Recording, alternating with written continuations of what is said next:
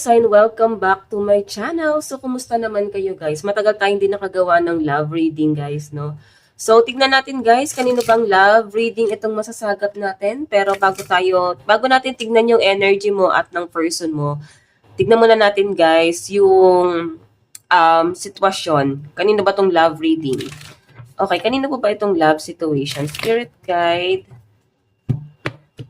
So, sa mga naghahanap naman guys ng pick a card, ayan, suggest naman kayo anong pick a card yung pwede kong gawin, no? Anong topic? Ayan, kakagulo yung card. Tignan natin kanino po itong love situation, spirit guide. Kanino po itong love situation? Okay, so guys, meron tayong Ace of Swords. May nakikita ko dito na may mga nahihirapan, kakaisip, kaka-overthink. Maaring hindi mawala sa isip nila. Nakikita ko dito guys na para bang madaming stress, no? Madami ng dahilan or may nakikita ng ayun nga, dahilan para i-end na lang yung relationship or i-let go na lang yung person, no? Pero sa nakikita ko kasi rito guys, kahit na napaka-toxic na niya, napaka-negative na nito, tinitingnan pa rin yung sitwasyon na may chance pa or tinitingnan pa rin yung mabubuting nagawa nung isa. Ayan, titignan natin guys.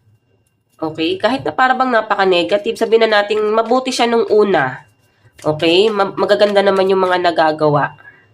Okay, kasi guys, ang tao pwede magbago yan. Sabihin na natin mabuti siya nung una. Pwede kasi guys na habang tumatagal dun mo nakikita ko ano yung totoong ugali niya, lalo na pag may napafall out of love.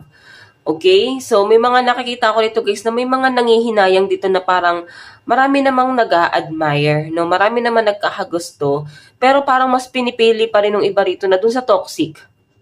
Okay? Tignan natin. Love situation. Ang bilis ng pangyayari. Ayaw umusod ng card. Ayan, may nalaglag. Meron tayong 6 of Cups. So, I think mas matanda sa inyo yung taong yan. Meron tayong 2 of Pentacles. So, sa pinapakita sa akin dito, guys, magkasama pa kayo, no? Karelasyon mo pa tong taong to. Pero sa nakikita ko sa energy mo, parang nakakapag-isip ka na parang i-let go na lang. Hindi na worth it. Parang mabilis kasi yung pangyayari. Siguro, nung nakilala mo siya, mabilis nagligawan, tapos naging kayo agad. Nang hindi ba pinag-isipan, inaral kung worth it ba na maging karelasyon to guys, no? Naging easy to get eh. Ganun yung nakikita kong energy. So, I think itong person na to guys, nakikitaan mo siya na walang plano. Mas matanda siya sa inyo pero nakikita mo na parang wala siyang ginagawang plano para sa relationship niyong dalawa. So, tignan pa natin. Kanina po itong love situation, spirit guide. Ayan, may nakikita ko rito guys na maaaring nahihirapan din makisama sa mga biyadan, sa pamilya, ganyan, or maaaring marami ding responsibilidad. Kahit na may asawa na yung iba sa inyo guys, tumutulong pa rin kayo sa mga magulang. Tignan natin energy ng person mo. Ano nararamdaman niya sa'yo? The Star. So, nakikita ka niya na someone na masipag. Nakikita ka niya na someone na para bang inaako mo lahat ng problema. Hindi mo daw nakikita yung mga sacrifice na ginagawa niya sa inyo, guys. Kasi iniisip mo lang dito, ikaw lang lahat yung nagsasacrifice, ikaw lang yung para bang may plano about dito sa relationship na to. Ganon kanya tinitignan din. Pero sa love, yes, mahal ka ng person mo, guys. Yun nga lang kasi, guys, mukhang ikaw tong mas nagmamahal dito. Okay? Kasi mas marami kang sacrifice eh. Nakikita naman ng person mo yun, yung mga sacrifice mo rito. Okay, tingnan natin kung paano ka tignan ni person ngayon. Paano ka tignan ni person. So guys, meron tayong 10 of Cups. So kung may pamilya kayo guys, nakikita ka ng person mo na family-oriented ka talaga. Okay? Grabe yung stress, sacrifice mo sa family nyo guys. Okay? Parang hindi ka napapagod. Grabe yung pag-aalaga mo sa kanila, grabe yung pag-aasikaso mo sa kanila, guys. So, kung paano ka tignan, ayan, family-oriented. Okay? Isa ka sa magiging, parang ideal girl or ideal man. Ganon kanya tignan. Okay? Tignan natin kung ano naman ang Okay, action. The Lovers. So guys, kung sa tingin mo parang hindi worth it, lahat naman ginagawa ng person mo para sa relationship yung dalawa. Hindi niya lang guys kasi talagang kayang tapatan ka kasi ikaw marami kang sinasacrifice. Maaring nahusgahan din siya ng ibang tao na para bang ikaw mas madiskarte. Si person mo, mahina siya eh. Okay? So, siya mismo guys, nahihirapan siya. Ganun yung nakikita ko. Nahihirapan siya na para bang hindi kayo parehas, hindi kayo balanse. Okay? So, the lovers eh. So, kung ano yung magiging action niya guys, ilalaban niya pa rin yung relationship niyo. Okay? Madalas nga nadadamay na yung person mo sa gulo. Pwedeng sa gulo mo, sa side mo, or talagang nahusgahan siya sa side mo. Okay, tingnan natin guys yung overall energy ni person. Meron tayong 4 of Pentacles. Ayan, malakas sa mga Earth sign, Capricorn, Taurus, and Virgo, Water sign, Cancer, Pisces, and Scorpio. So, overall energy niya guys, pinahalagahan niya pa rin yung connection na meron kayo guys. Okay? Mabagal siya guys, hindi pa niya guys iniisip na talagang tuluyan niya na bang i-end itong relationship na to. Pero kung mangyayari man daw siya sa future na maghihiwalay kayong dalawa, parang sa nasisense ko sa kanya, at least ginawa daw niya yung worth niya. No? Ginawa niya yung lahat para dito sa relationship na to. Ginawa niya yung lahat para mag-work talaga. Okay? Tingnan natin guys, sa side mo, anong nararamdaman mo ka person, kung bakit ganyan ka nag-overthink. Ano ba nararamdaman mo sa kanya? Kung may mga pagkakamali man guys nagagawa yung person mo, siguro tanungin mo yung sarili mo, ano ba yung maling nagagawa mo para magbago siya. Okay? Tingnan natin guys, ano nararamdaman mo kay person? Page of Pentacles. So, ang gusto mo lang talaga sa kanya is mag-effort siya guys. Oo, siguro yun yung wala talaga sa kanya. Walang plano pa. Nararamdaman mo sa kanya mabagal siya eh. Immatured, walang plano. Iba naman talaga siya nung una. Nakikita ko naman na mabait itong person mo.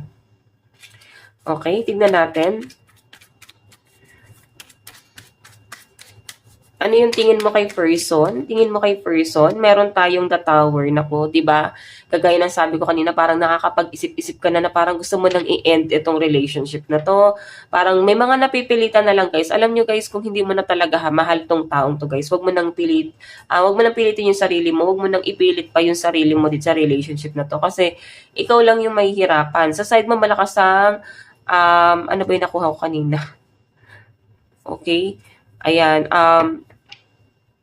parang Pentacles yun, no? So, Earth sign, Capricorn, Taurus, and Virgo. Sudden change. Meron ka lang gustong mangyari sa kanya na pagbabago.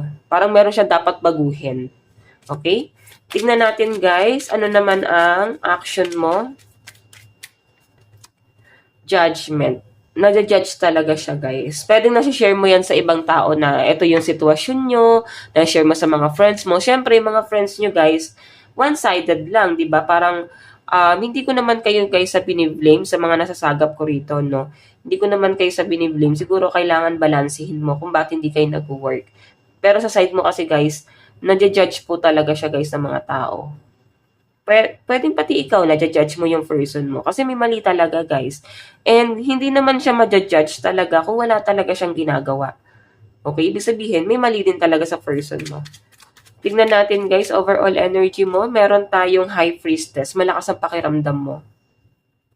May mga air sign, Aquarius, Gemini, and Libra. Okay, malakas ang pakiramdam mo dito guys.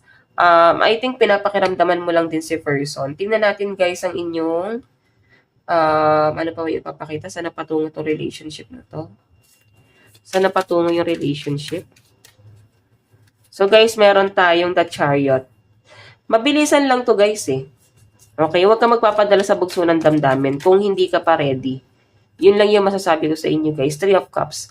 Maaaring na-involve sa third party yung iba sa inyo. The lovers. Ayun, no? Pero nagsasama pa rin kasi. Pwedeng second family, third family.